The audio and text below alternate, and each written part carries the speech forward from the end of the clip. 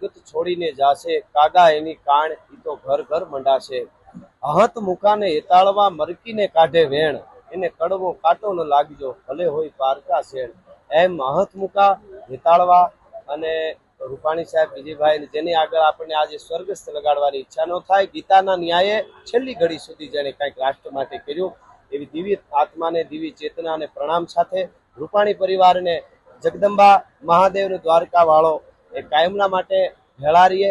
એમના દીકરા એમના ઘેરેથી એમના પરિવારને ખૂબ સહન શક્તિ આપે. જેને પરિવાર ખોયો, પરિવારમાંથી કોઈ સજ્જન ખોયું હોય એની પીડાની એને ખબર હોય, પણ આમની તો ઘરે ઘર ગાણ મંડાણી છે. આવા મિઠકવાળા માનવી રૂપાણી સાહેબ, દિવ્ય ચેતનાને પ્રણામ સાથે વધારે આપણે શું કહી શકીએ. કુદરતના ન્યાયને સાથે બધાને ચાલવું પડે, પણ એના ગયા પછી સન્માન કેવું પામશો, મૃત્યુ પછી રવિ એ જોવા તમાશો ખુદને ગુજરી જવું પડે.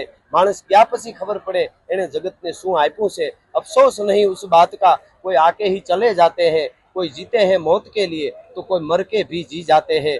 ગયા પછી પણ જીવી ગયા છે. આજે ઘટોઘટમાં એ રમતા હોય એવા એના કામ છે, એની ઉર્જા કામ કરે છે.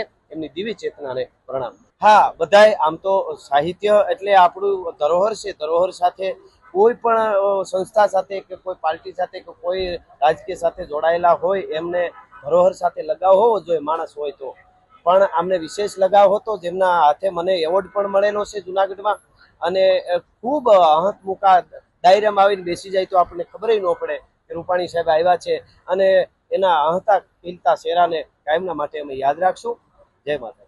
સાંજ સમાચાર ફેસબુક પેજને લાઇક કરો, વિડીયો શેર કરો અને વધુ વિગતવાર સમાચાર માટે sanssamachar.net વિઝિટ કરો.